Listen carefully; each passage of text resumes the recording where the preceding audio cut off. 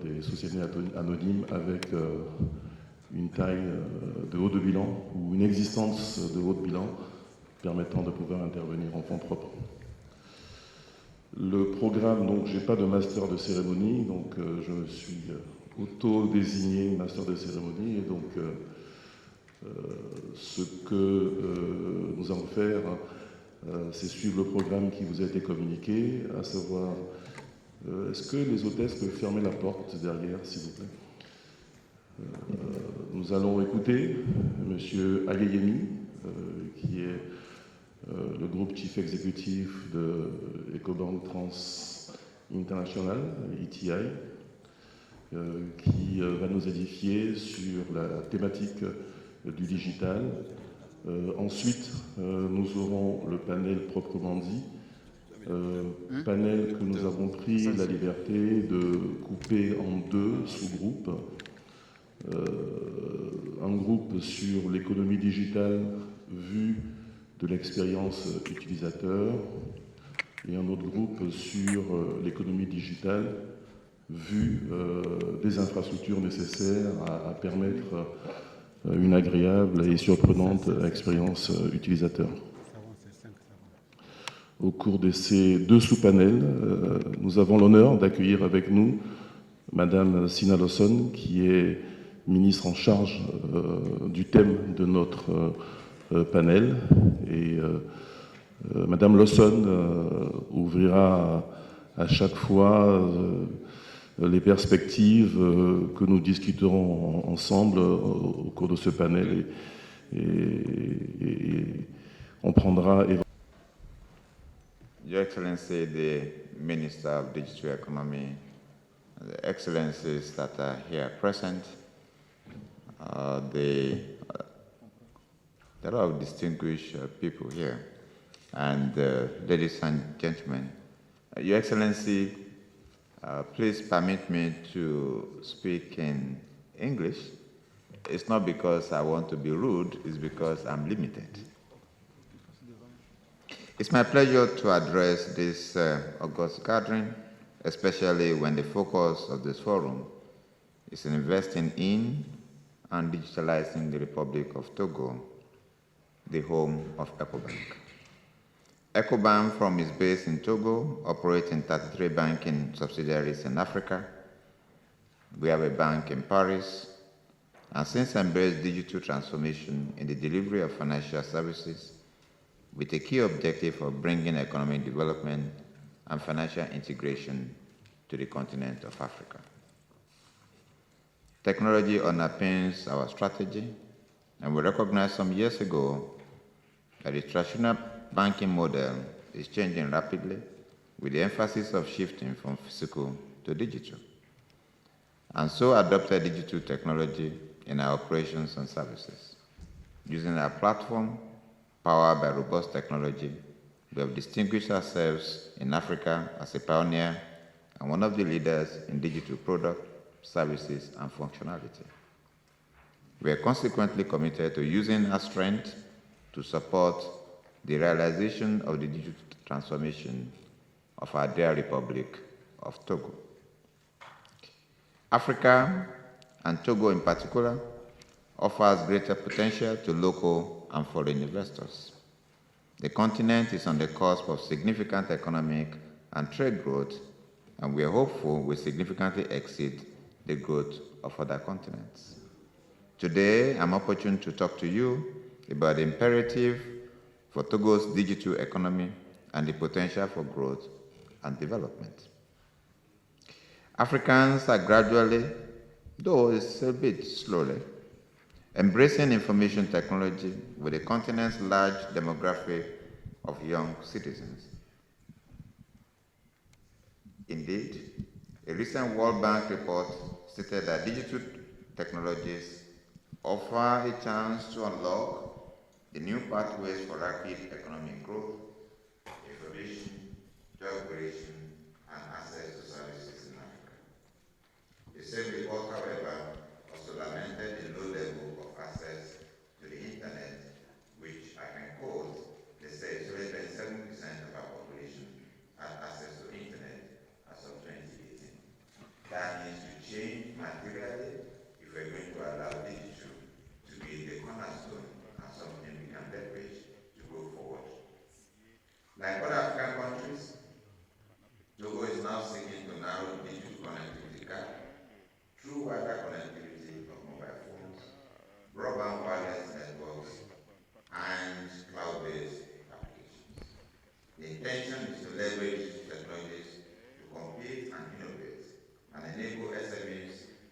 businesses, corporates, and government to harness the power of its citizens. Information and digital technology improves communication and efficiency. It reduces the cost of payment and cost of doing business, as you can use mobile phones, which is owned by many people, to become digital wallets and to be able to do transactions and make payments. But making payments and making transactions in a frictionless way is one of the ways that we can reduce the cost of doing business in our countries. ICT further provides a means of education, because we talked about education this morning in terms of being able to change the narrative for our people. But the same way that we cannot create mobile telephone connectivity by building wires and then wires to use mobile phone wireless we go to do that, the same way we will not be able to transmit to everybody that needs to learn what they need to learn by building physical schools. So using technology as a means of delivering training is something that we need to do and we need to focus on. Togo is a small country. We are small. We are about 8 million people, with significant potential to become the notable modern digital state. If you look at the PNB 2018 to 2022 strategy direction, target the establishment of a logistics hub of excellence and a first-class business center in the southeast.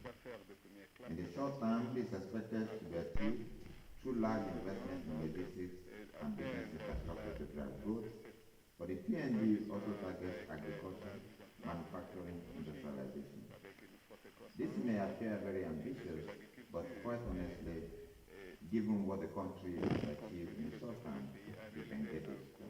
From my perspective, the key to success in achieving the digital economy is first and foremost having the appropriate policy direction that ensures that digitalization flows from the government and inevitably to the population. The government has to, through policy, make the right policy choices that enable people to invest. The policies, including regulation and law, will enable faster development and ease in embracing the required changes. Focus should be on smart spending and not just necessarily large spending. It's important for government to identify those key smart investments, working with private sectors in putting in place fundamental prerequisites in digitizing a country and its government agencies, resulting in ease of access to services and more cohesive, connected, and safer society. Today, the upgraded telecommunication platform immediately comes to mind, as well as functional e-government platforms. The PNG thus shows Togo's willingness and resolve to take steps in this direction, and we must commend it. This, coupled with identification over 5 years ago of the need to have a dedicated ministry when a Ministry of Digital Economy was created. The stage is therefore set as a priority. Make those necessary smart investments with willing private sector participants. Another area that will transform Togo into a desired digital economy is the quick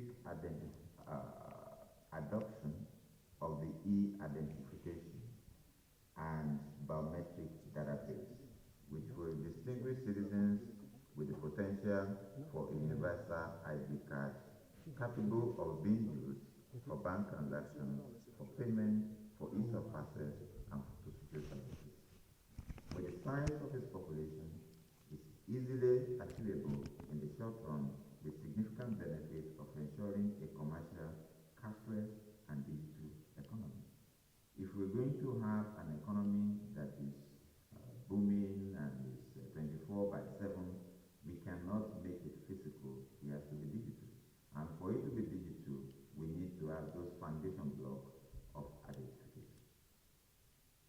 It's important to highlight the importance of encouraging the use of local technology companies to spur faster and cheaper development of technology. In this regard, the Togolese government should continue its efforts to educate people on how to use electronic services. This will involve teaching modern languages of programming and coding in schools, as well as improving the general level of computer literacy and ultimately ease of embracing digital platforms by the population. With digitization, however, comes the need to have an elaborate system of personal data protection which will ensure confidence in the provision of personal data and a safer society. This is in addition to ensuring that systems are protected from hackers and cyber crashes. The imperative for cybersecurity cannot be overemphasized in this journey, and the desired digital economy, I believe the Togolese government is already taking steps in this direction. In the course of this forum, the issue of providing finance for private sector to invest in Togo and indeed Africa has been mentioned. The Pan-African Bank is already involved in this area. The prerequisite for us is tough. We know Africa, and we have seen that governments in a number of African countries will deal with the honor, they do honor their obligation, and Togo does honor its obligation. The private sector, whether local or international, in accessing finance in Africa, must also provide banks with the trust needed to entrust them with the depository. I do believe in Togo digital transformation, which when achieved will enhance the stable environment, ensure connectivity of the economy, collection and availability of data, which is critical for planning and getting insight, and ultimately lead to a sound digital state and cohesive society. Therefore, I can ask all of you here to take a look and come and invest with the government of Togo in creating a digital state. I also welcome the government of Togo to move forward in making those smart policies. It is important that if we're going to be a digital economy, our law must recognize contracts that are signed digitally. Our law, we must be able to ensure that transactions are no longer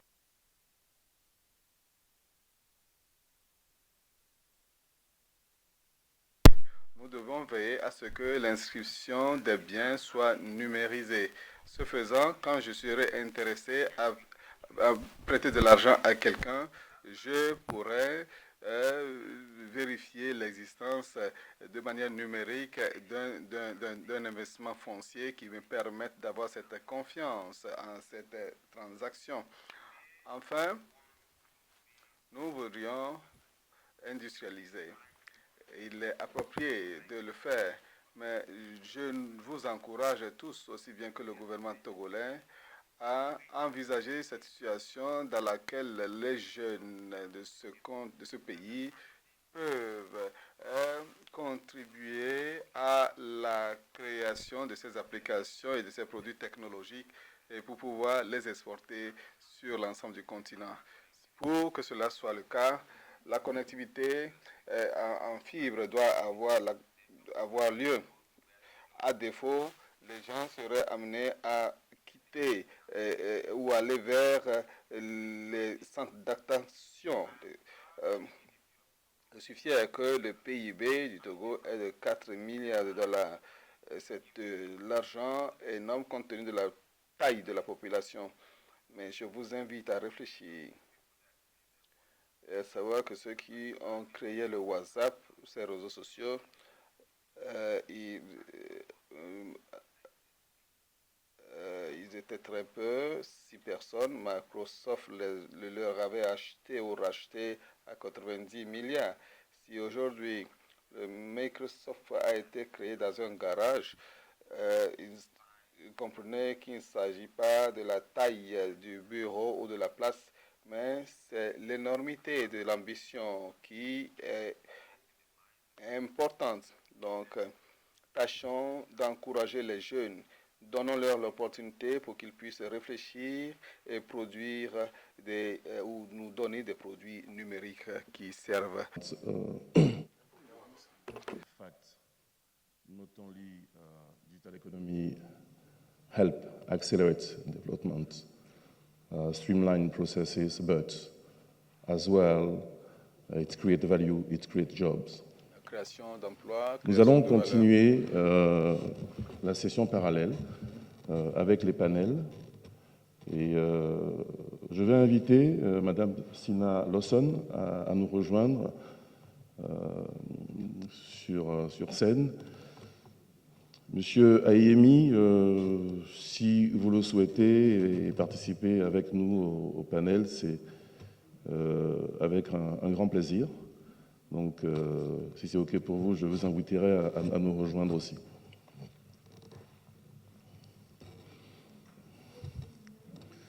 Donc, Madame la ministre était en déplacement et est rentrée hier soir, si j'ai bien compris.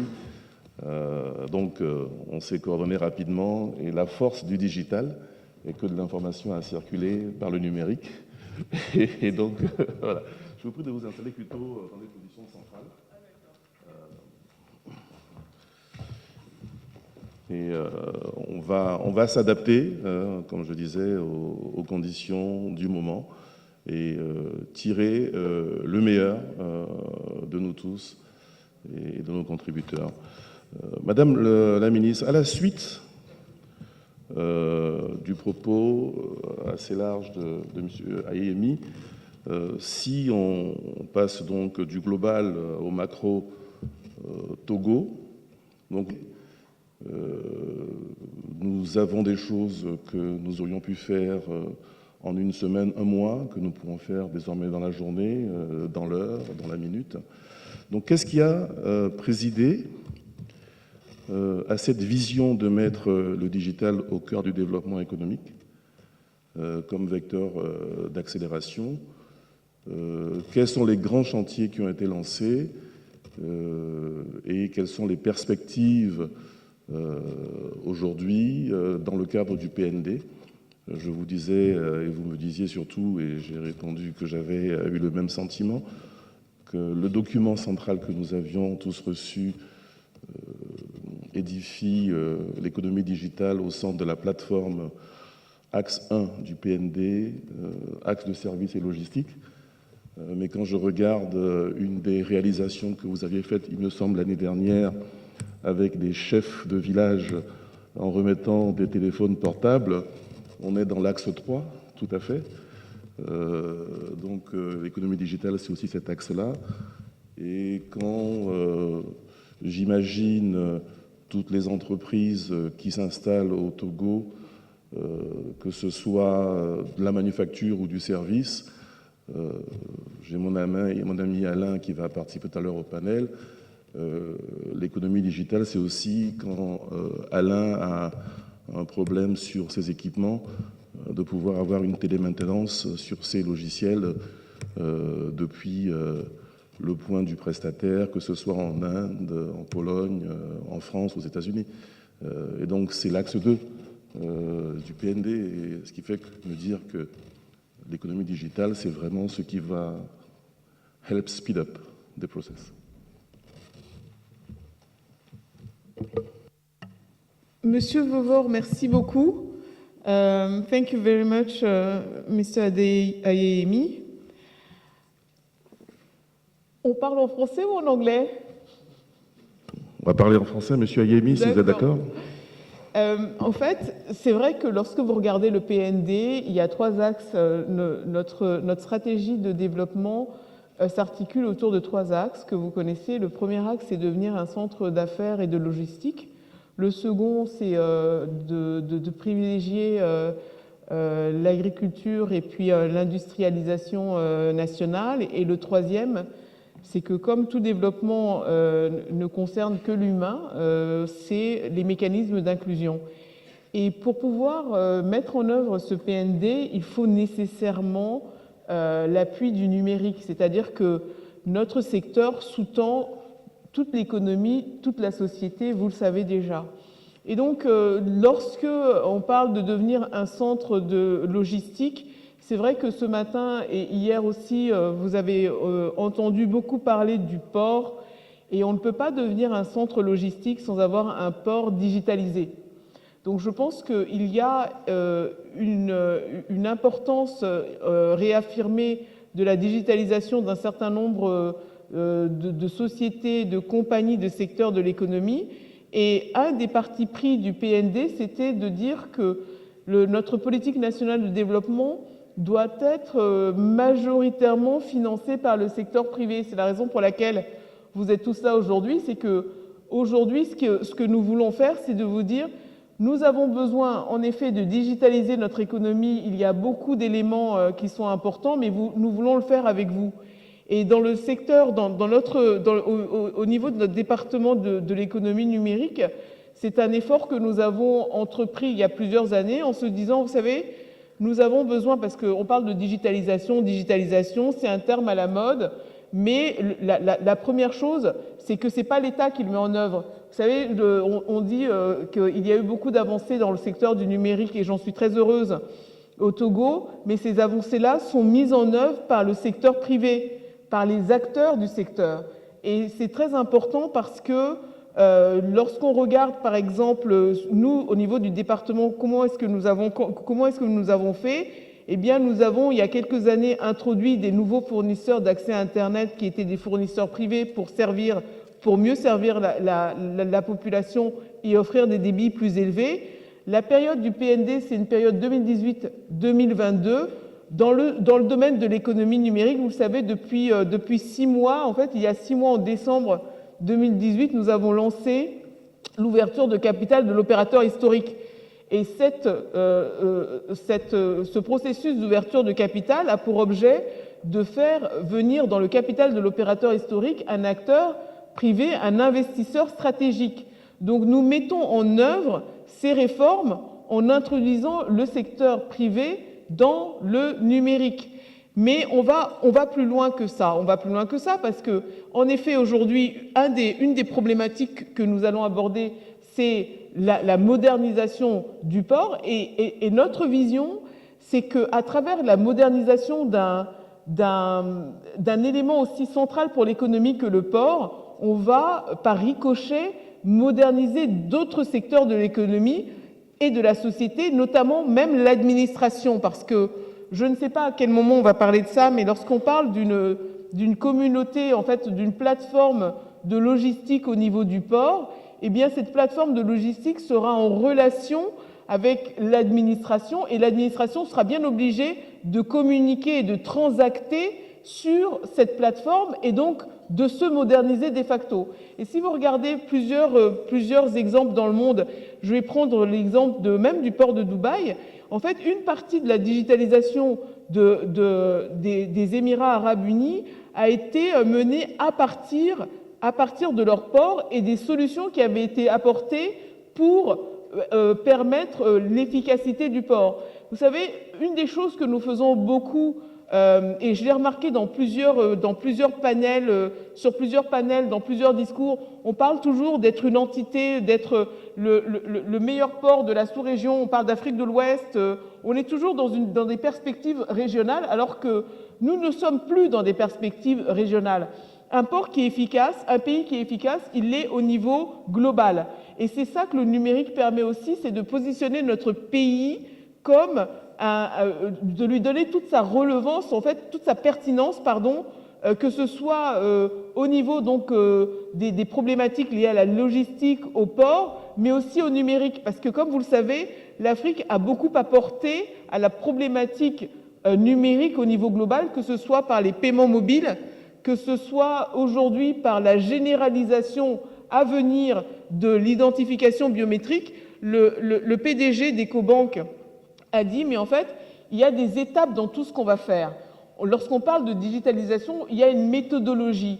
Et ce qu'il a dit, et c'est très important parce que nous avons engagé cet effort au Togo, c'est que la première chose, c'est l'identification biométrique. Vous savez qu'aujourd'hui, l'Afrique, on a 1 milliard d'habitants et nous sommes un continent qui aurait pu se comparer aux pays, enfin à la Chine, à l'Inde, mais nous sommes fragmentés.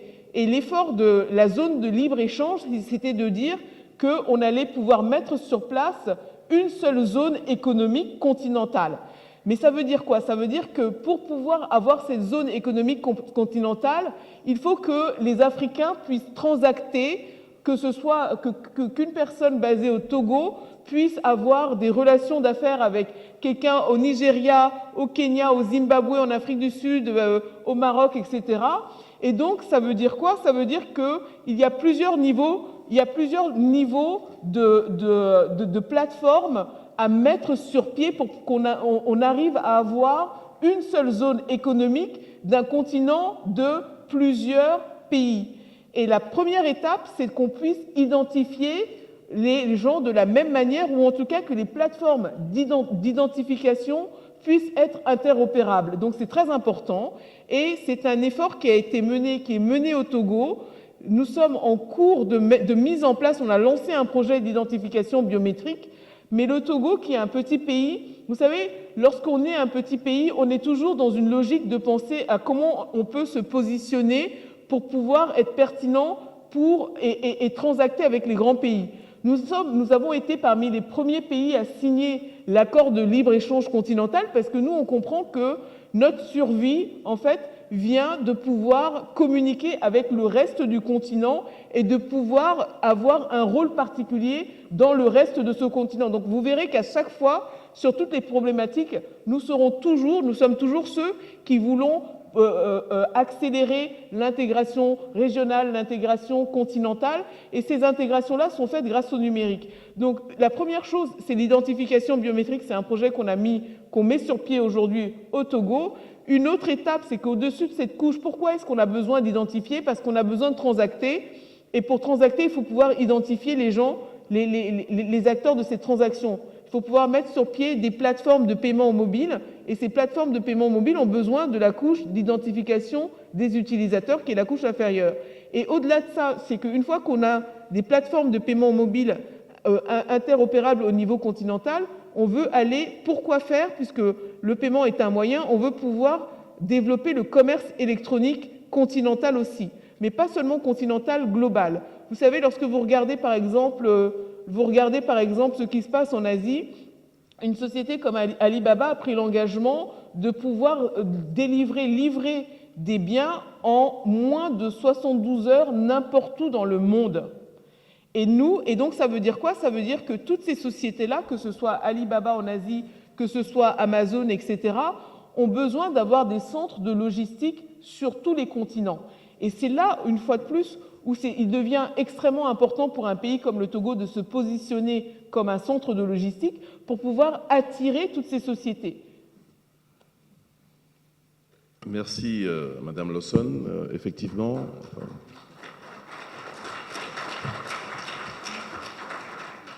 au-delà du Togo et du PND, c'est vraiment une digitalisation qui, cette fois-ci, porte le Togo au-delà de l'Afrique et dans le monde. En vous écoutant, je pensais à un exposé similaire à celui-ci, il y a quelques années, avec des représentants de Dubaï, et qui parlaient en montrant des photos du Djebel Ali, où il n'y avait rien, qui est devenu un très grand port, qui est devenu un très grand aéroport, où ils ont mis un certain nombre de moyens, qui fait qu'aujourd'hui, quand on dit Dubaï, tout le monde sait où c'est, tout le monde sait ce qu'ils font, et j'imagine que ce vers quoi vous souhaitez aller, c'est quand on dit Togo, on sait tout de suite où c'est, et on sait que pour s'étendre sur le continent africain, c'est là où il faut être. Je vais inviter les panélistes, premier panel, donc Monsieur Vincent Lalu, qui est directeur général du MOSI, Monsieur Guy Martial Oona, qui est directeur général de Orabank Togo. Je connais bien les deux maisons et vous avez choisi d'être à Lomé pour vos sièges respectifs et ça fait plaisir, mais ça nous conduit de temps en temps à des petits lapsus. Et enfin, Monsieur Alain Outonji, qui est président et directeur général du groupe AD Contact. Je ne sais pas si on dit AD Contact ou AD Contact, mais AD Contact, excuse-moi. Peut-être tu veux te mettre de ce côté-ci, Alain, pour équilibrer un peu le... Donc nous avons autour de Madame Lawson et de Monsieur Ayeyemi un certain nombre d'opérateurs économiques pour qui l'informatique, le traitement des données, l'électronique, l'Internet, bref, tout ce que l'on met sous le terme nouvelle technologie de l'information numérique digitale fait partie du quotidien interne pour travailler, mais du quotidien aussi de la relation avec vos différents partenaires d'affaires, que ce soit des fournisseurs, des clients, que ce soit des utilisateurs de vos clients, etc. Et donc, au cours de ce panel, nous avons prévu de vous édifier au cours d'un échange entre les panélistes, mais aussi avec la salle, sur des questions telles que la numérisation permettant l'accroissement des compétences des acteurs utilisateurs, permettant d'accélérer la connaissance. On a aujourd'hui beaucoup d'universités en ligne qui permettent, tout à l'heure dans la session plénière, on parlait de formation, on parlait d'une business school de référence à Lomé. Nous avons aujourd'hui des gens au Togo, j'en connais certains, qui font des cycles de spécialisation sur des programmes très développés avec des universités canadiennes ou californiennes. Donc, on peut acquérir des compétences grâce au digital. On a des sujets comme la décentralisation, l'inclusion au développement des acteurs économiques à la base. Je pense qu'il y a des exemples, Madame la ministre, on en parlait tout à l'heure, vous pourrez nous édifier dessus sur tout ce qu'on peut faire avec la digitalisation pour accélérer justement l'inclusion des acteurs à la base. Monsieur Ona a des sujets, je crois aussi, que vous mettez en place. Donc c'est un vaste champ. Mais on pourra aussi aborder, ayant l'opportunité d'avoir Madame la ministre avec nous, avoir des échanges avec la ministre sur des éléments, des réformes qui sont aujourd'hui déployées et des réformes qui vont être déployées. M'appuyant sur les propos de Madame Lawson, j'ai une petite histoire que je raconte souvent, qui est quand vous allez dans la rue des restaurants, vous préférez aller faire la queue dans les restaurants qui sont pleins que d'aller dans les restaurants qui sont vides.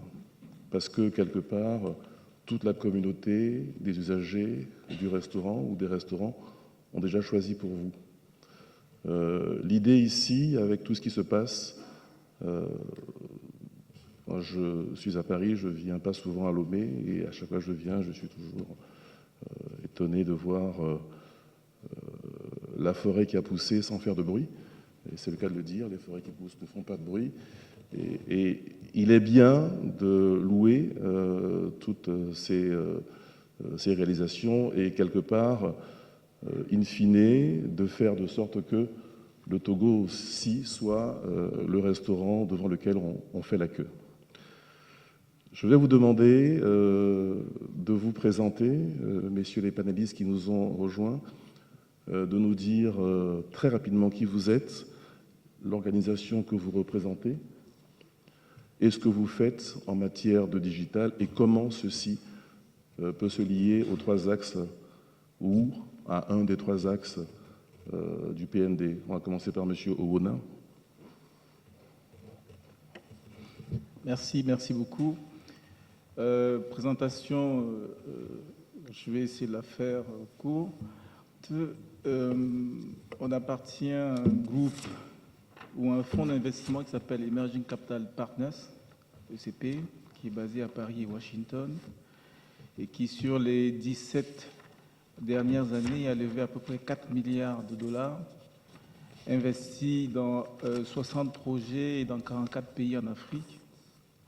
Et parmi ces projets ou investissements, nous avons Aura Group, qui est la maison mère de Aura Bank. Donc Aura Group, c'est plus... Est-ce que vous pouvez rapprocher votre micro? Ah, on m'entend pas bien alors. Désolé. Moi, je vous entends pas bien. D'accord, désolé. Donc Aura Group, c'est plus de 2000 milliards de total bilan, présent dans 12 pays et qui appartient, comme je le disais tantôt, majoritairement à ECP et d'autres bailleurs de fonds comme l'AFD, DEG, Bio, au moins 13%, Et la dernière nouvelle, c'est qu'on est coté en bourse à la BRVM depuis le 16 avril avec 20% de capital flottant. Orabank Togo, en particulier, que j'ai l'honneur de diriger, est détenu à 83% par Oragroup. Et en tant que première banque du pays, on a un total bilan de plus de 1 milliard d'euros aujourd'hui, donc plus de 650 milliards de francs CFA. On a plus de 220 000 clients et nous avons 38 agences, dont 17 à l'intérieur du pays. Globalement, on a à peu près 25% de part de marché quand on regarde tous les paramètres du bilan. Alors, comment est-ce que on intervient au Togo, principalement dans le domaine de la digitalisation? Il y a 3 axes majeurs. Le premier, en tant qu'utilisateur de la digitalisation, qui nous apporte tous les avantages, que ce soit en termes de coûts, en termes de qualité des services ou en termes de maîtrise des risques. Je vais prendre un exemple. Dans l'approche classique, si je vends du pain et que je veux faire le transfert de la vente de ce que j'ai encaissé à mon fournisseur étranger, je fais intervenir entre moi, le client, et la banque au minimum 4 à 8 personnes.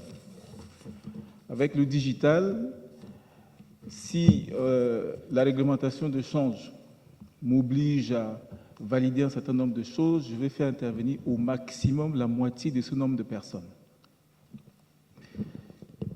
Si je prends un autre exemple simple, si d'ailleurs qui s'est passé ce matin, je vais faire un transfert à Abidjan. Dans une approche classique... Quand vous dites des personnes, ce sont des étapes d'un processus déterminé. Exactement. C'est-à-dire que si je vends, pour reprendre mon exemple, si je vends du pain, il faut que j'encaisse l'argent. Donc je le prends en espèces, je m'en vais à la banque, je le dépose, ça fait déjà intervenir au minimum 2 personnes. Donc moi le client, le caissier qui encaisse. Ensuite, il faut que je remplisse un formulaire, qu'on le transmette au middle office. Ensuite, au back-office, on saisit l'opération, on exécute le transfert, quelqu'un autorise, quelqu'un valide. Donc, c'est entre 4 et 8 personnes. Alors, sur une durée de temps de combien? Et ça peut durer parfois 1 à 2 jours. Alors qu'avec la digitalisation, ça va faire intervenir au maximum 3, 4 personnes. Et je dis bien au maximum, parce que si j'utilise le mobile money... On était toujours à pour... 3-4 personnes tout à l'heure, donc... On n'a pas changé le nombre de personnes qui interviennent sur le process. On est entre 4 et 8 dans le premier cas. D'accord. Et dans le deuxième cas, on est au maximum à 4. Ça peut être une personne. Pour prendre maintenant mon deuxième exemple, je fais un virement à Abidjan. Je suis assis. Au moment où je suis là, j'initie mon virement. Mon virement, il est parti. Je suis le seul intervenant dans l'opération. Donc, c'est montrer tous les avantages à la fois pour le client et nous, la banque, en termes d'économie, en termes de célérité, en termes de qualité des services, en termes de niveau de limitation des erreurs opérationnelles. Donc ça, c'est le premier volet de la chose en tant qu'utilisateur. Ensuite, on intervient forcément en tant que financier, parce qu'on finance des projets à valeur ajoutée, parmi lesquels, par exemple, au Togo, on a eu à financer rien que l'année dernière pour au minimum 15 milliards de francs pour tout ce qui a trait à l'extension de la fibre optique. Et qui dit fibre optique dit forcément amélioration du numérique, de la qualité du numérique. En plus de ça, on finance aussi tout ce qui a trait à la chaîne des valeurs, tout ce qui permet à tout prestataire de livrer des services numériques à quiconque. Et en dernier point, on intervient aussi comme mécène. Un des exemples, on a un partenariat avec l'université sur un projet où on dit un étudiant, un ordinateur. Et ça, c'est un projet conçu ensemble avec Ecobank. Et en tout cas, on est assez impliqué dans tous ces processus-là. Donc, je vais m'arrêter là pour le moment. Ensuite, on pourra peut-être revenir. Oui, merci beaucoup, Monsieur Ona. Vous avez donc, si je retiens, 220 000 clients. Rapidement, c'est des clients, des fonctionnaires essentiellement, c'est des hommes d'affaires, c'est des paysans. Alors, agriculteurs? Alors, c'est tout type de clients. Sur les 220 000 clients, il y a plus de 205 000 qui sont des particuliers, parmi lesquels des fonctionnaires, d'autres salariés, des étudiants. Peu de paysans, c'est ce qui va m'amener à la perspective. L'idée, dans la plateforme qu'on va mettre en place, c'est d'accélérer l'inclusion financière pour pouvoir atteindre effectivement les paysans. Donc vous avez une plateforme en préparation, on y reviendra. Exactement. Monsieur Lalu, si vous pouvez vous présenter, s'il vous plaît, nous dire le MOSI, qu'est-ce que c'est, ce que vous faites, et comment vous vous incluez dans l'économie digitale, et qu'est-ce que vous apportez éventuellement en tant que contribution à notre PND, dont la vocation est donc d'aller plus vite, plus loin.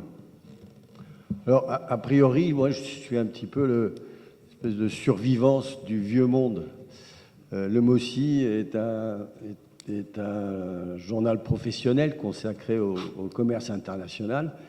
Et là, une particularité, c'est qu'il a vécu sur 3 siècles, ce qui fait quand même pas mal et qui vous met un certain handicap pour commencer à parler de numérisation et d'aventure digitale. Le faire passer de Gutenberg au Web 3.0 est un travail long, coûteux, sans retour garanti. Et ce que je vous dis là n'est pas propre au MOSI, il est propre à tous les acteurs de la presse traditionnelle, des médias traditionnels, et notamment les grands médias américains. Donc le MOSI, c'est un média? Oui, c'est un journal. À l'origine, c'est un journal de papier. Et je vais vous dire en 2 mots comment il est passé du stade de journal de papier à ce qui nous réunit aujourd'hui, un média numérique avec une application dont je vais vous parler aussi. Mais ce que je voulais vous dire, c'est que ce travail de transformation pour ce type de média est un parcours du combattant terrible, car on est de vieilles institutions et il faut les rajeunir. C'est-à-dire, vous pouvez faire le plus beau lifting à un vieillard, vous n'en ferez pas un jeune homme. Et c'est vrai que la révolution numérique est en revanche une chance extraordinaire pour l'émergence. Dans le domaine des médias comme dans tous les autres, ou l'imagination du terrain, ce que Samir Abdelkrim a baptisé l'innovation organique, va voir naître parmi tant d'autres applications des ovnis qui seront les médias de demain. Ce défi fait partie de ceux que l'Afrique est capable de relever, comme elle l'a relevé dans d'autres domaines qui ont été évoqués déjà et très récemment.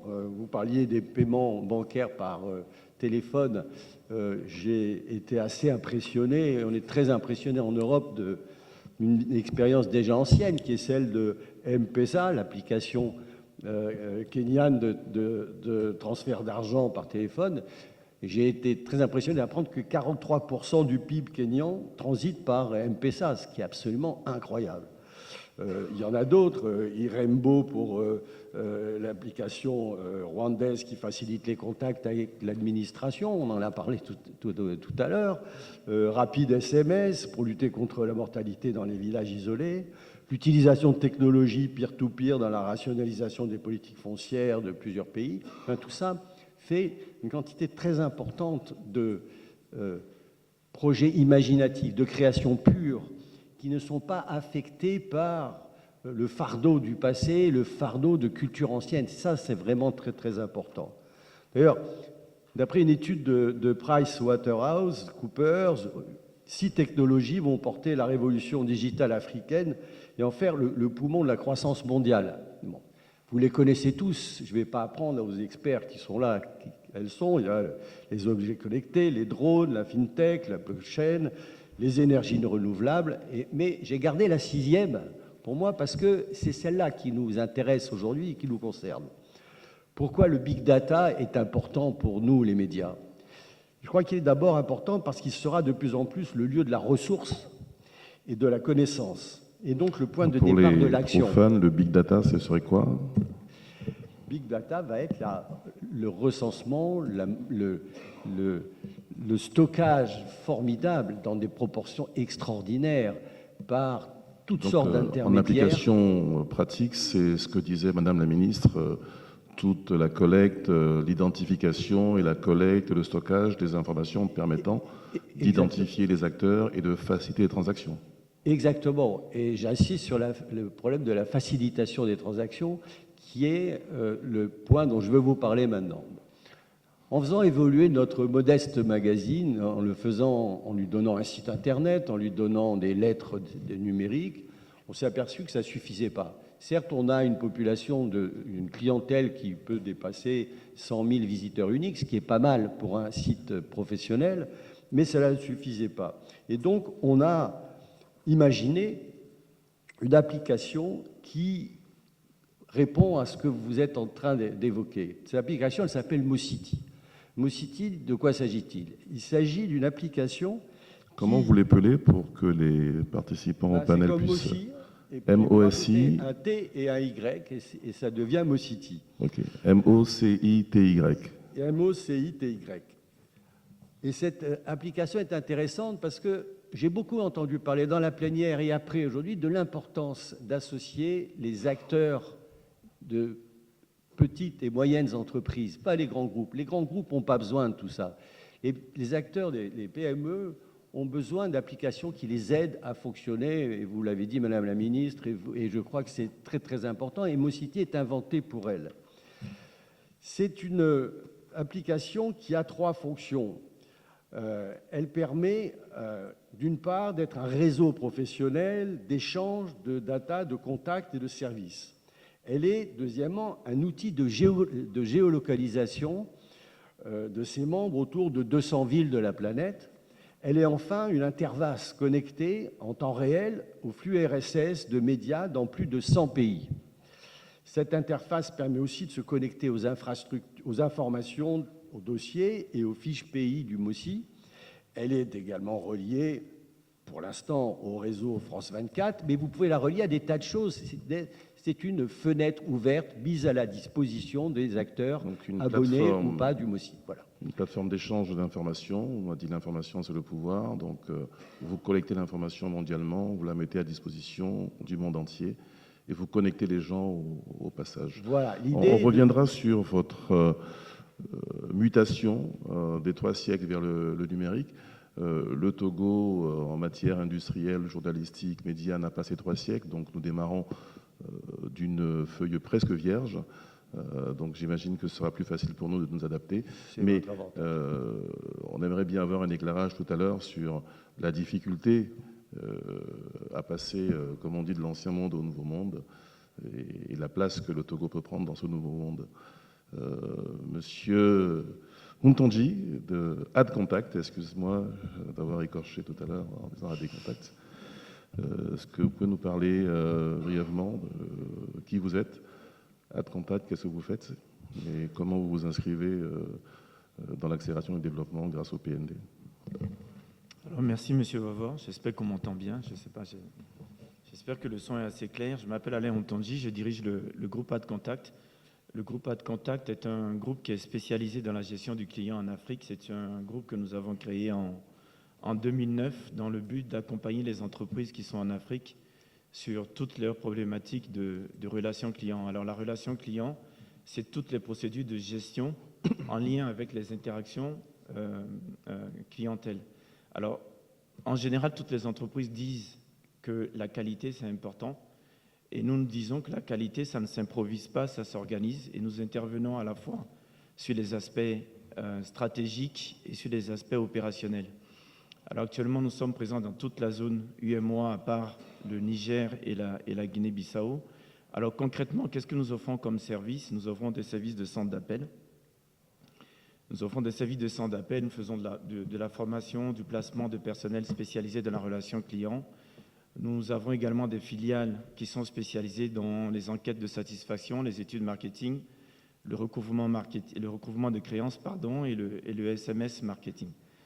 Nous avons également une partie consulting qui est moins connue, mais qui est quand même clé.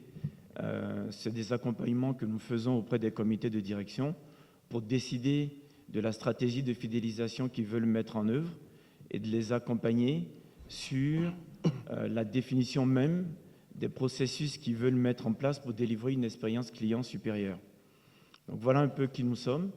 La digitalisation, forcément, elle est au cœur de notre activité, puisqu'on est au Togo et qu'on parle du PND. Grâce au soutien de Madame la ministre, que je profite de ce panel pour la remercier, on a pu lancer au Togo, où nous étions depuis 2012, mais c'est seulement l'année dernière, sous son impulsion, que nous avons pu lancer ici au Togo un centre d'appel offshore, ce qui n'aurait pas été possible si, au niveau des infrastructures, la fibre optique n'avait pas été, je dirais, améliorée au Togo et s'il n'y avait pas des acteurs de référence qui étaient venus sur ce marché. Donc aujourd'hui, nous avons pu monter un centre d'appel offshore sur lequel nous traitons des clients aujourd'hui en France.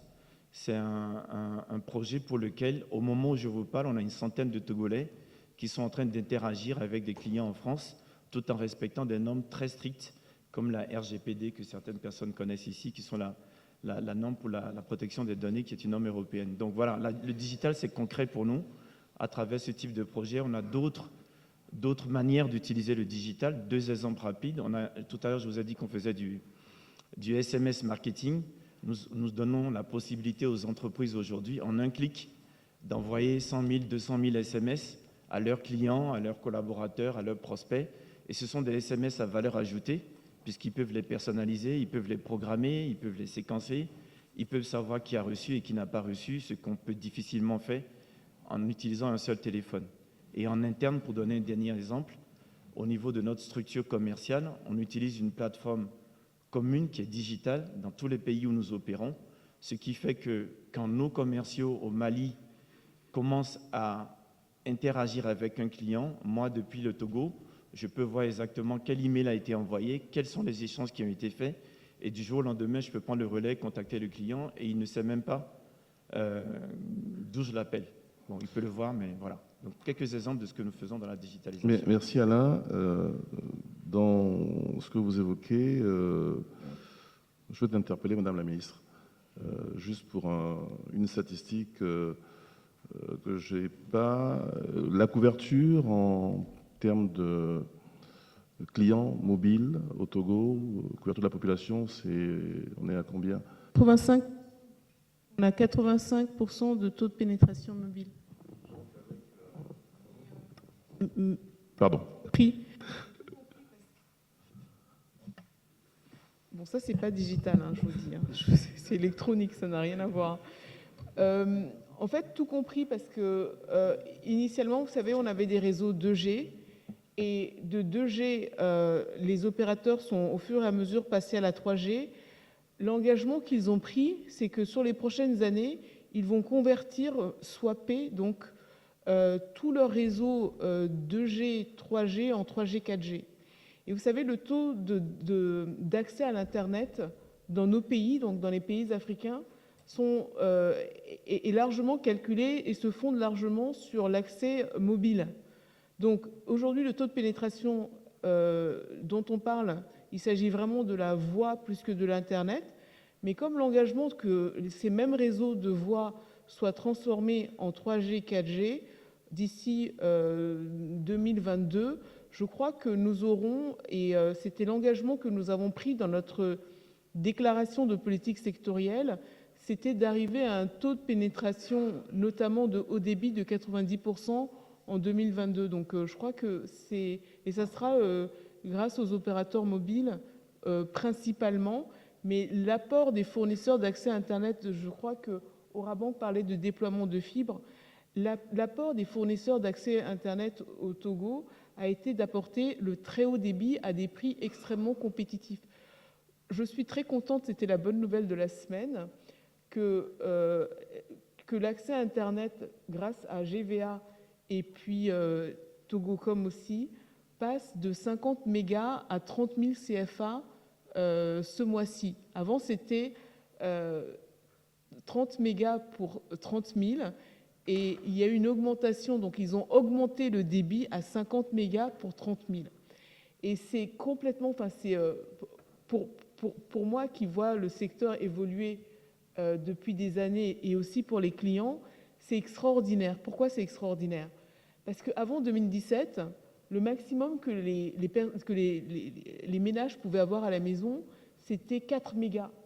Et 4 mégas, c'était le nirvana. Et de dire qu'aujourd'hui, en 2019, 2 ans après, on parle de 50 mégas pour 30 000 francs CFA, c'est vous dire à quel point à quel point on évolue dans ce secteur. Et donc, c'est ma grande fierté. C'était comme mon cadeau de Noël au mois de juin. Voilà. Mais merci pour cette excellente nouvelle. La question que je me pose, moi je viens d'avoir la fibre chez moi, dans le petit village région parisienne où j'habite. Je me dis, est-ce que c'est possible de me connecter depuis Verrières-le-Buisson sur Lomé au prix... Oui. Alors je ne sais pas, alors, voilà l'autre problème, c'est que comme lorsqu'on s'appuie sur le secteur privé, on s'appuie sur des acteurs qui ont des besoins en profitabilité, vous le savez. Alors je ne sais pas s'il y a beaucoup de clients dans votre village. Je pense que dans un premier temps, parce que je suppose, mais je ne veux pas parler pour eux, vous voyez, ce que je crois, de façon extrêmement, de façon très pratique, c'est que dans votre village, ce qui va arriver très vite, ça sera la 3G et la 4G. Après, d'avoir la fibre dans le village, donc je ne sais pas de quel village il s'agit, je ne sais pas quelles conditions. Non, je viens d'avoir la fibre. Ces choses-là vont prendre du temps. Mais ce que nous, on a fait au niveau... et donc, ce qu'on voit, c'est que les opérateurs, aujourd'hui, ont déployé un backbone pour traverser le pays nord-sud, est-ouest. On a parlé, vous savez, d'avoir des stations d'atterrissement. On a une station d'atterrissement aujourd'hui au Togo direct et en indirect par nos pays voisins. On a aussi accès à la bande passante internationale.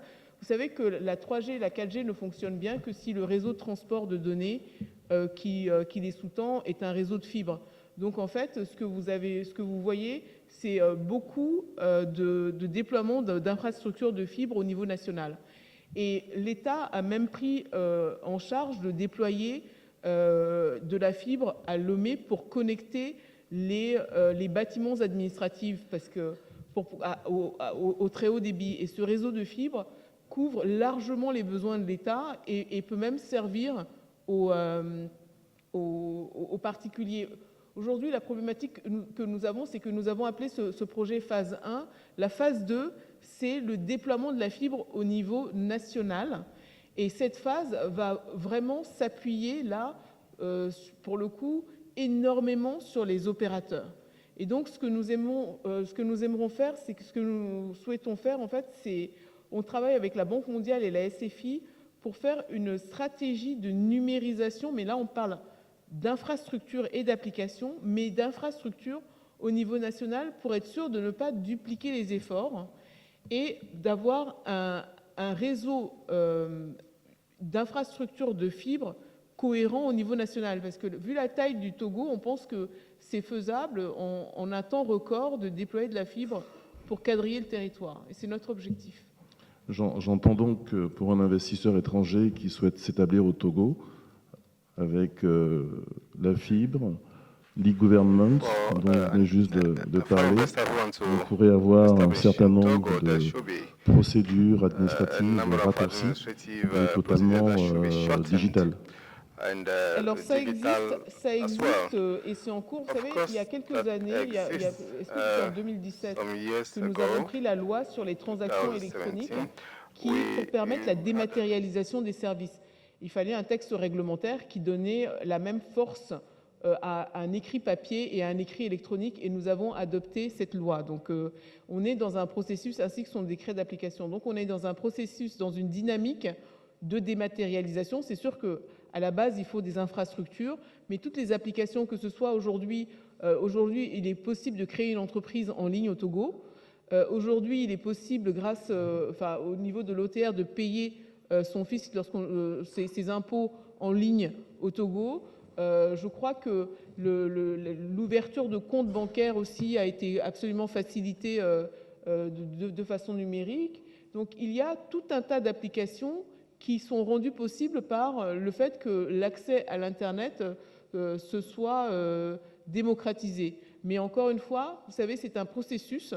Lorsque je dis ça, je ne dis pas que c'est un résultat, je ne dis pas que nous sommes contents et que nous allons nous en arrêter là, pas du tout. Ce que nous disons, c'est que c'est un processus. Nous sommes conscients de l'importance de ce secteur dans le développement de l'économie et de la société. Et ce processus, le point de départ de ce processus, c'est bien d'avoir des infrastructures solides, mais les infrastructures ne servent à rien s'il n'y a pas des applications. En fait, elles servent à soutenir des applications, notamment que ce soit la création d'entreprises, les applications bancaires, les applications gouvernementales d'administration, etc. Ou encore, and this will go to Mr. Ayemi, those applications that are possible thanks to those reforms and those infrastructure that are being developed, I believe helps or facilitates the management of a Pan-African group out of Lomé. À partir de Lomé. Alors, comment influencez-vous ces réformes au Togo pour gérer vos activités panafricaines en gérant les organisations de la CEDEAO et gérer les relations entre les différents pays?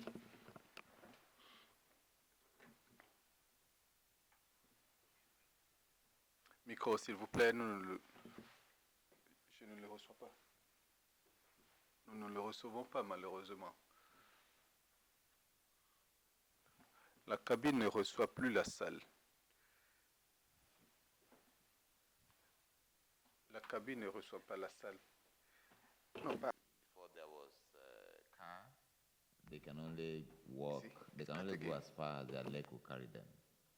And when the car came, they can go as far as the car could carry them, which is land. Mine goes off. And when there's aeroplane, they can go as far as the plane can carry them. Okay. Now, with digital, it has now enabled us to go further than what train and plane can do. Nous sommes connectés dans le cloud, dans un cloud privé, mais nous avons 2 centrales. Nous avons 43 pays. Un à Lagos, un à Accra. Rien à Lomé pour le moment. Non, pas à Lomé. Nous en avons besoin de 2. Il y a un à Lagos et l'autre à Accra. C'est un antécédent.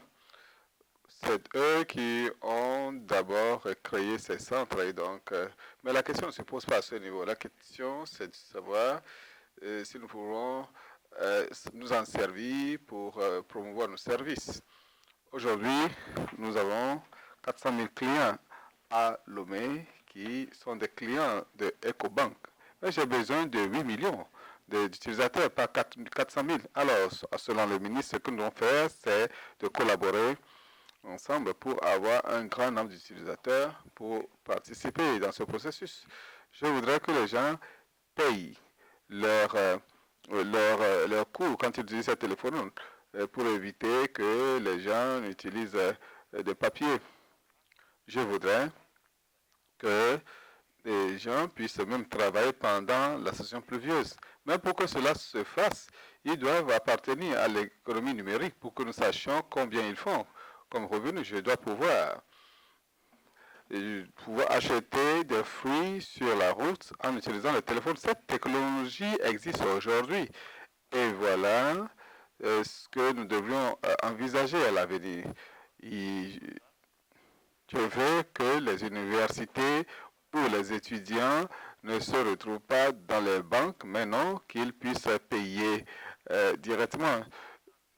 Je veux qu'un malade puisse obtenir des informations sur un médicament et s'en procurer. Voilà, tout cela est possible. Je sais que plusieurs progrès ont été faits, mais nous avons du pain sur la planche.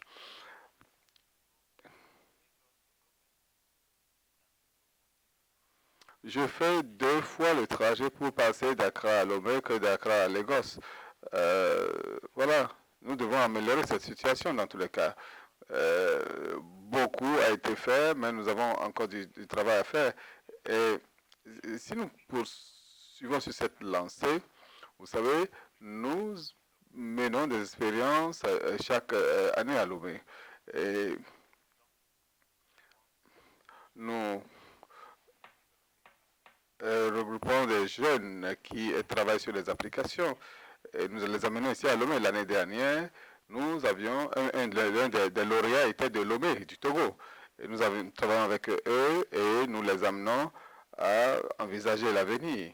Et donc pour moi, la capacité à renforcer ou améliorer l'opportunité ne peut être démultipliée qu'avec des outils numériques. Et c'est pour cela que nous avons tous besoin de voir ce que le gouvernement a fait.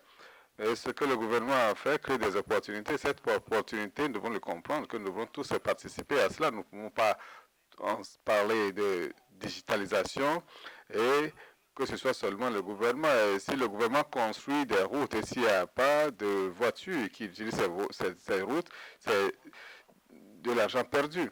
Donc, s'il y a des infrastructures qui sont créées, la question est de savoir, est-ce qu'on peut créer des outils pour s'en servir? Est-ce que nous pouvons créer des WhatsApp du Togo? Nous serons ainsi en train de donner de l'espoir à nos enfants et la EcoBank apporterait son appui à cela. Merci beaucoup, Monsieur Ayemi.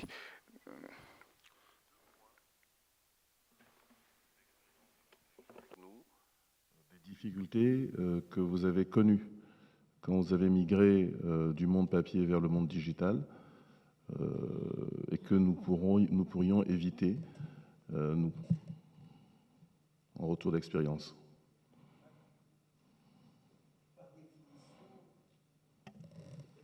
Par définition, il y a une énorme difficulté qui est le poids du passé, et à commencer par le poids social. Les médias, les journaux sont faits par des gens qui ont été formés dans une certaine culture. Et il y a des ouvriers du livre. Leur faire découvrir le digital est un pari souvent quasi impossible. Mais pas eux seulement. La transformation des journalistes, quand je dis ça, on me regarde, hein, la transformation des journalistes est souvent mission impossible. Vous avez pour un Jeff Bezos qui a obligé ses journalistes papier du Washington Post et ses journalistes numériques à travailler ensemble, qui a mélangé les rédactions, vous avez 90% des autres médias où on ne veut même pas regarder les gens qui font du numérique dans les rédactions. Donc je comprends donc que vous Ça, avez... c'est terrible, c'est très cher. Vous avez un problème de gestion de la pyramide des âges. Oui. Que nous n'avons peut-être pas, nous, puisque nous avons une population qui est quasi digital native, et donc on pourra prendre le train du digital plus aisément, puisqu'il y a moins de conversion. Vous créez une culture. On crée une culture. C'est ça qui est l'avantage. Et un deuxième point de difficulté pour la... L'autre point de difficulté est que la modélisation économique des médias, aujourd'hui, n'est pas au point. C'est-à-dire que tous les investissements qu'on peut faire dans le numérique sont des investissements qui, aujourd'hui, sont à perte. On ne gagne pas un sou avec le numérique dans les médias en Europe, parce que le peu d'argent qu'on gagne ailleurs, il est englouti dans les investissements. Alors, je ne sais pas, il y a plein d'autres solutions, mais aujourd'hui, la transformation numérique pour les vieux médias est une affaire de milliardaires. Ce n'est pas une affaire de petits entrepreneurs. Merci. Monsieur Oona, vous vouliez partager avec nous une expérience du digital au profit de l'axe social du PND. Il me semble qu'on avait appelé ça la connexion à la base de la pyramide ou quelque chose comme ça. Ouais. Merci. C'est Aona.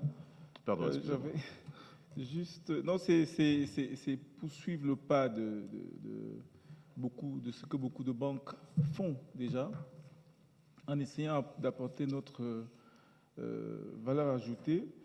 C'est-à-dire, on va lancer une plateforme qui permettra, comme dans certains cas déjà, d'ouvrir facilement un compte à partir de sa pièce d'identité et d'un numéro de téléphone. Bien entendu, il y a quand même des diligences physiques pour s'assurer qu'on a affaire à cette personne-là avant de valider le compte. Alors, la même plateforme permettra d'utiliser on n'aura pas besoin d'Internet ou d'un smartphone une fois que le compte est ouvert. C'est plus cette valeur ajoutée qu'on apprécie, qui est déjà Et qui c'est quelque existe déjà chose que quelque vous auriez part. pu faire sans les réformes qui ont été implémentées, les infrastructures qui ont été mises en œuvre? Non, certainement pas. C'est grâce à toutes ces infrastructures. L'idée, c'est que ça va permettre d'atterrir à ce qu'on disait tantôt dans le cadre du PND, c'est l'inclusion financière. Un paysan n'a pas accès à Internet, pas forcément. Un paysan n'a pas forcément un smartphone.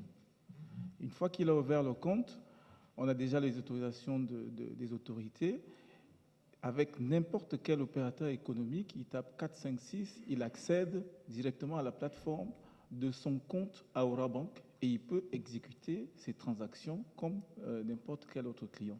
C'est plus ce côté qui nous passionne parce qu'on sait qu'on va atteindre plus de masses qui seront bancarisées et donc qui sont formalisées. Et à partir de là, on peut développer beaucoup d'autres choses comme les microcrédits, micro-assurances, tout ce qu'on peut faire avec un client normal. Je vais conclure un dernier point avant de prendre deux questions de la salle. Monsieur Rontonji, vous me parliez de PND, digitalisation, infrastructure et création d'emplois. Concrètement, ça veut dire qu'avec la digitalisation, vous allez pouvoir recruter plus de jeunes Togolais dans vos entreprises? Oui, absolument. On a déjà recruté 110, 150 personnes à peu près, dont 110 téléopérateurs entre le mois de septembre 2018 et aujourd'hui. Et notre ambition est de recruter environ 400 personnes au Togo. Mais ceci dit, nous avons des vrais challenges à relever, notamment la formation, parce qu'il n'y a pas d'école de la relation clientèle au Togo. Donc nous devons recruter des jeunes, les former nous-mêmes. Et des fois, nous nous retrouvons avec des problématiques d'adaptation au poste.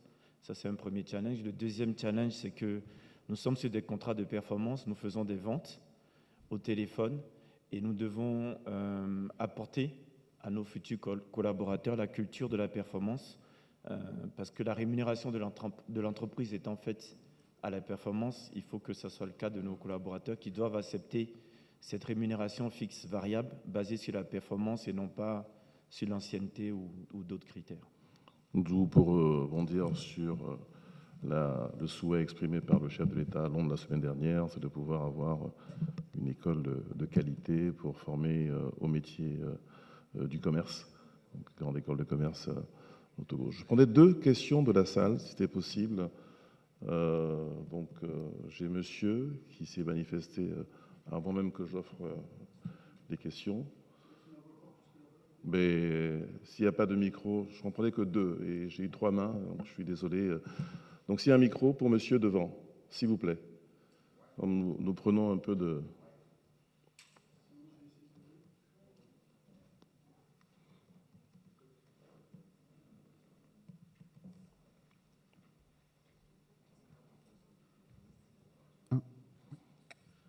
Bonjour Madame la Ministre. Bonjour Donc, messieurs. bref, la question, on n'est pas dans une observation, un débat, c'est vraiment une question.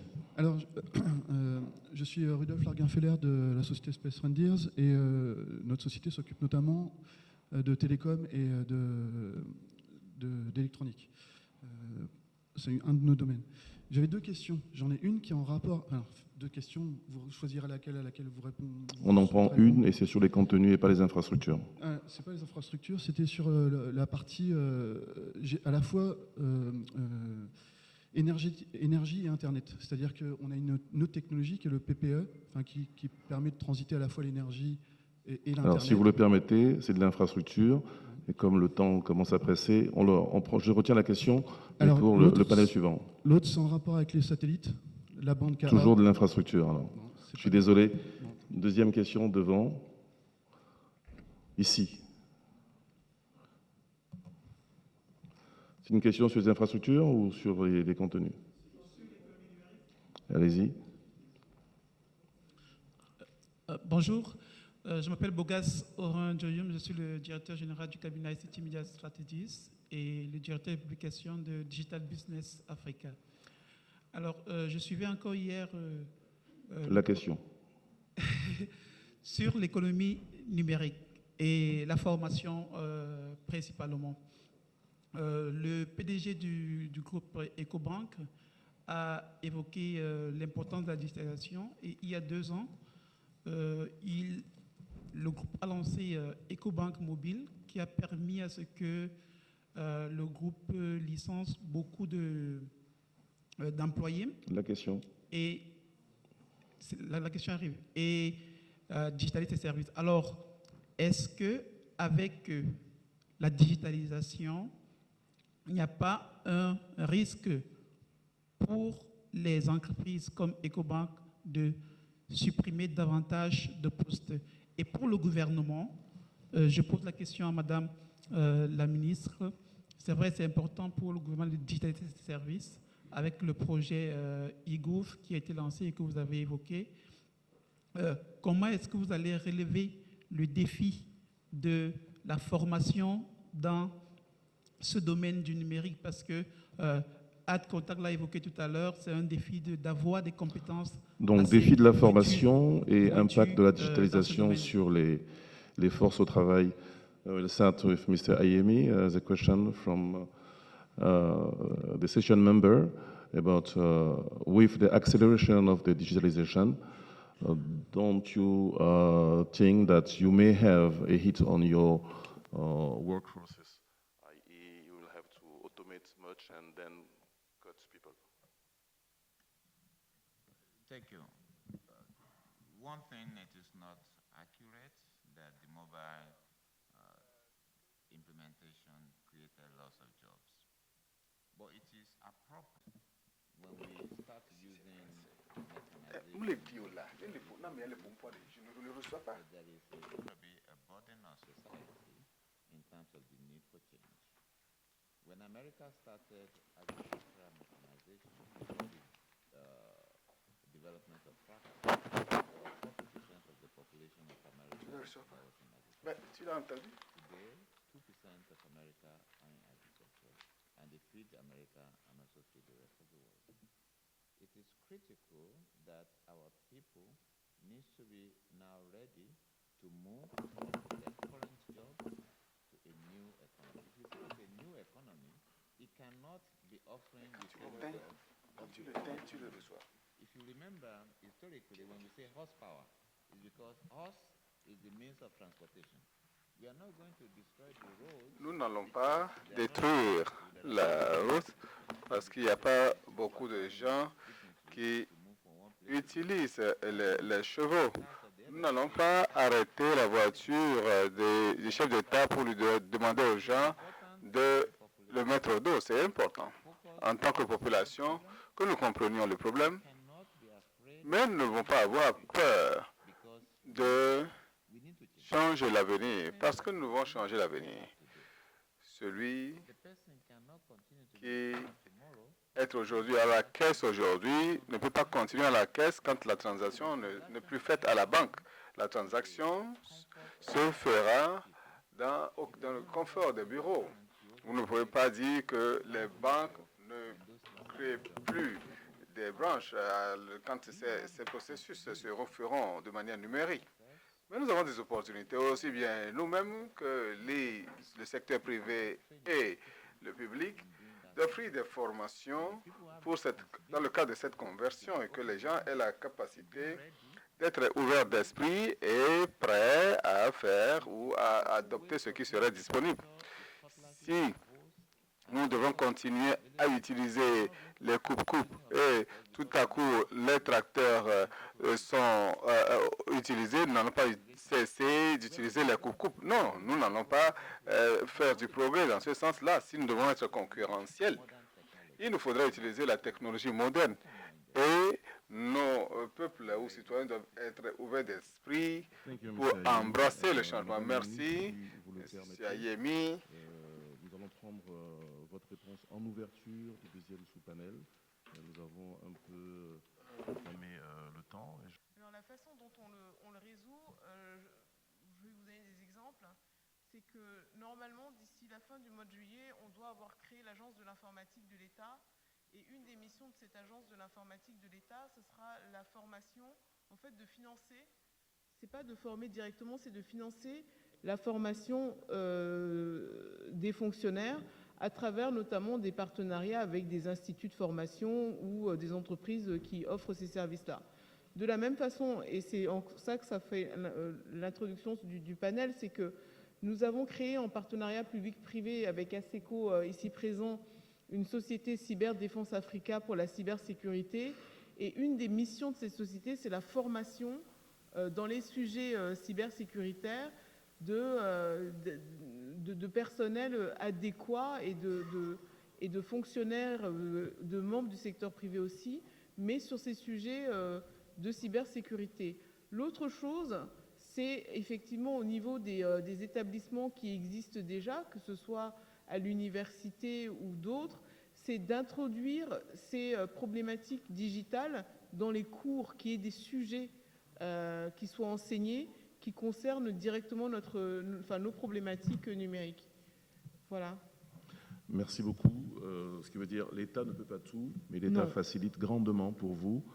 Et c'est le point du PND. Partenariat public-privé, parce que nous pensons que le secteur privé est le mieux à même à une meilleure compréhension de la notion de service. Donc la formation est un service, parce qu'une fois que le contenu est présent, en fait, lorsque vous formez, c'est vraiment un service que vous apportez à la personne à laquelle vous enseignez quelque chose. Et on pense qu'une entreprise de services, notamment de services éducatifs, serait le mieux à même de former nos fonctionnaires. Merci. Merci. Monsieur Melchior, cybersécurité, ASECO, PND, quel lien entre tout ça et pourquoi il faut la cybersécurité? Très bien, Madame le Ministre, Messieurs, Dames. Tout d'abord, une petite précision, Jean-Luc, je ne dirige pas la JV, la société jointe, mais je suis donc dirigeant des filiales du groupe ASECO en Afrique de l'Ouest. ASECO, c'est le 5e groupe informatique en Europe, 25 000 collaborateurs dans plus de 50 pays, plus de 2 milliards d'euros de chiffre d'affaires annuel. Et nous sommes implantés en Afrique de l'Ouest, notamment au Nigeria et au Togo, depuis 2014. Je voudrais, donc Monsieur Lalue, vous me pardonnerez, je voudrais commencer par mentionner une couverture de journal que j'ai vu, qui nous a été distribué hier, qui n'est pas celui de Mossi. On voit le chef de l'État de la République togolaise avec un sous-titre « L'homme pressé ». Tout à l'heure, à la session plénière aussi, Strauss-Kahn parlait de citer Napoléon, parlait d'exécution, et ça, c'est ma réponse par rapport au PND. Hein, et je vais ramener ça au contexte aussi de l'économie digitale. Moi, j'ai en tête une citation des mots de Mark Benioff, qui est le fondateur du groupe Salesforce, dont WhatsApp, c'est 19 milliards de dollars de capitalisation, Salesforce, c'est 16 milliards de dollars, c'est à peu près équivalent. Dans le monde digital, dans le monde actuel, speed is the new currency of business. Okay, donc il s'agit vraiment la rapidité, la vitesse, time to market, c'est la nouvelle devise et la nouvelle monnaie du business des affaires.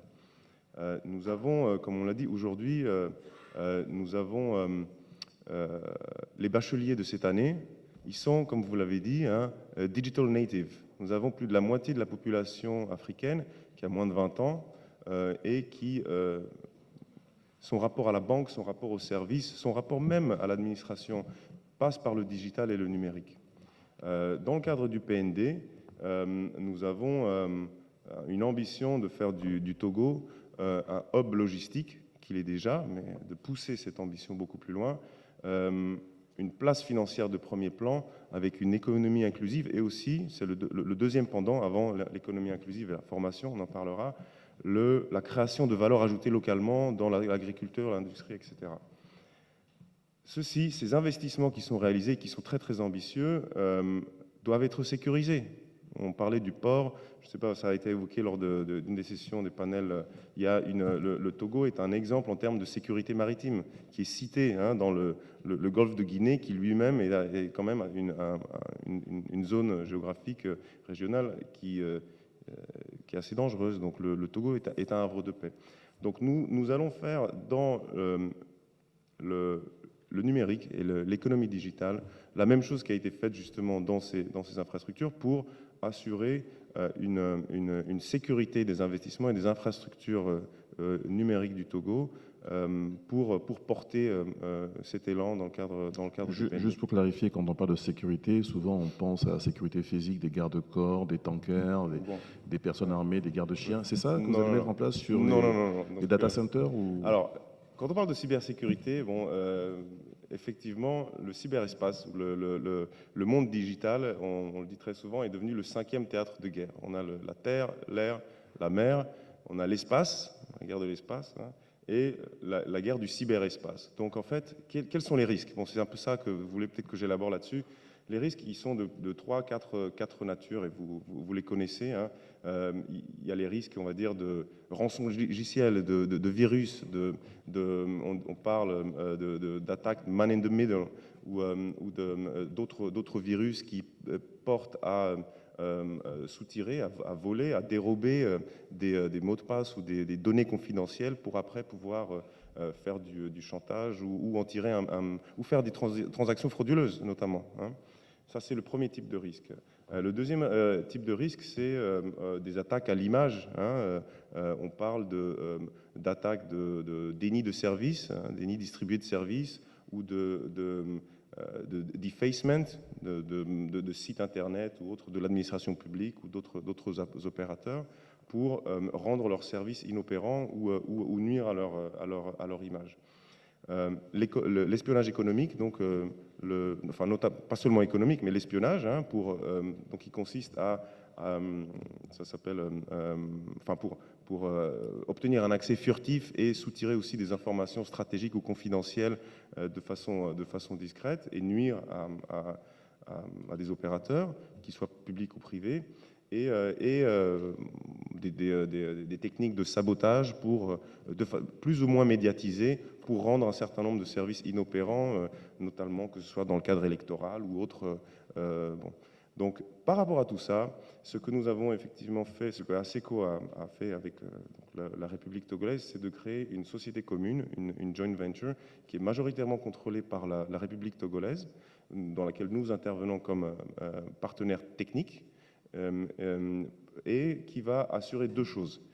Qui va être le centre opérationnel de cybersécurité, qui est une mission de service public, le CERT, Computer Emergency Response Team, et en parallèle, qui va aussi assurer la protection spécifique, ciblée, dédiée, 24 heures sur 24, 7 jours sur 7, des opérateurs de services essentiels qui ont été définis comme tels dans la loi et de leurs infrastructures critiques, qui notamment sont ces infrastructures dont nous avons parlé, qui font le cadre d'investissement dans le cadre du plan de développement national. Typiquement, si on prend le cas d'une banque panafricaine comme Ecobank, quelque part dans vos missions, dans tout ce que vous faites, il y a une protection du cyberespace togolais qui va faire de sorte que Ecobank puisse travailler en bonne quiétude avec le reste du monde sans être attaqué et ne pas avoir ces systèmes d'information bloqués. Alors, par rapport aux intervenants du secteur financier, donc comme vous avez parlé des banques, il y a des banques systémiques, des banques non systémiques. Dans le cadre précis de Ecobank, Adé vous l'a mentionné tout à l'heure, les centres de données, data centers de Ecobank sont au Ghana et à Lagos. Ils ont déjà, et je dois les féliciter Ecobank parce qu'ils sont très matures en termes de et donc ASECO ne s'occupera pas de la cybersécurité. Si, il y a toujours une collaboration en fait dans la cybersécurité et dans tout ce qui est justement problématique de SOC, donc de services dédiés encore une fois à des clients dans ce domaine.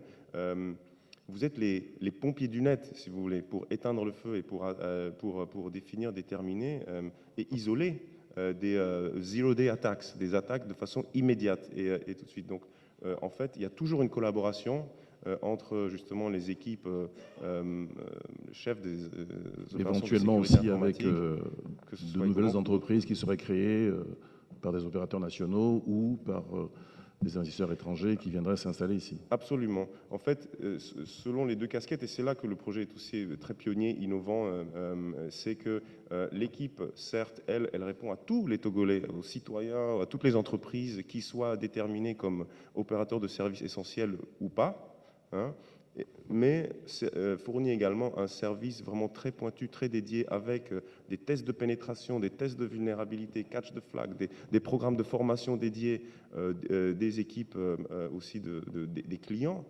du SOC, pour assurer qu'ils ont le niveau de maturité le plus adéquat, et qui là aussi, je rejoins ce qui a été dit, on ne pense pas en termes de régionaux ou sous-régionaux. Nous, notre ambition, et Adé également a mentionné l'ambition, notre ambition, c'est que Cyber Defense Africa soit un des leaders mondiaux en cybersécurité. Ça implique des transferts de compétences, il y a déjà un bootcamp qui est prévu, enfin il y a vraiment beaucoup d'efforts de formation, d'équipement. C'est un lourd projet, c'est un grand projet informatique pour s'assurer que ce soit un service d'excellence, et d'excellence à l'échelle mondiale qui est fourni ici au Togo. Okay. Merci M. Melchior. M. Cohen, vous êtes donc protégé avec votre voisin de gauche. Donc vous pouvez vous déployer paisiblement à l'intérieur du territoire et connecter le reste du monde Canal+ au Togo. Donc parlez-nous de ce que vous faites, ce que vous avez fait récemment, que vous continuez à faire à l'aune des réformes qui ont été mises en œuvre par l'État togolais. Alors merci pour la parole. Je remercie aussi mon voisin, parce qu'il y a beaucoup de sujets qui vont être évidemment communs dans l'évolution, parce qu'à partir du moment où il y a Internet, évidemment, la cybersécurité est primordiale, parce que tout ce qui est créé et tout ce qui est, on va dire, sur le net est à un moment ou un autre piratable. Donc on le vit, parce que comme vous l'avez dit, je dirige et Canal+ Togo et GVA Togo, donc d'un côté opérateur télécom sur lequel je vais revenir, et la partie télévision. Donc si on parle cybersécurité, aujourd'hui, et c'est un phénomène mondial, hein, il y a du piratage des images, le piratage des images qui crée un vrai problème, parce que ça limite la création. Aujourd'hui, si on prend au Togo, un chanteur togolais qui voudrait se développer, s'il n'est pas bien appuyé, va voir son CD ou sa musique immédiatement piratée et ne va pas pouvoir vivre de son métier. Donc il y a un sujet qui est primordial. Alors ça, c'est le job de ASECO. Vous, chez Canal, voilà, chez Vivendi, et donc, en matière d'infrastructure, vous faites quoi? Donc sur les infrastructures, nous, donc Canal+, c'est un opérateur télé, principalement via satellite, mais aussi aujourd'hui via une application. Donc c'est là que le lien se fait, donc qui s'appelle MyCanal, et qui permet d'avoir accès aux chaînes en direct ou en différé, telles que le font d'autres applications. Et donc pour cela, ce qui est intéressant, je trouve, depuis hier, depuis le début, c'est qu'on entend beaucoup de digitalisation, l'importance. Mais pour pouvoir faire une digitalisation, il faut un Internet de bonne qualité, très haut débit idéalement, et avec une stabilité qui soit irrémédiable. Parce que aucune entreprise ne viendra se positionner ici, au Togo, s'ils n'ont pas cette certitude. AdContact en est un exemple, puisqu'ils sont venus... Donc la bonne nouvelle d'hier, c'était vous. La bonne nouvelle d'hier, c'était vous. Plus de débit et moins cher. Oui, j'ose le croire, en partie. Alors je peux pas, c'est difficile de tout s'approprier, parce qu'il y a eu énormément d'évolutions, mais juste pour un rappel,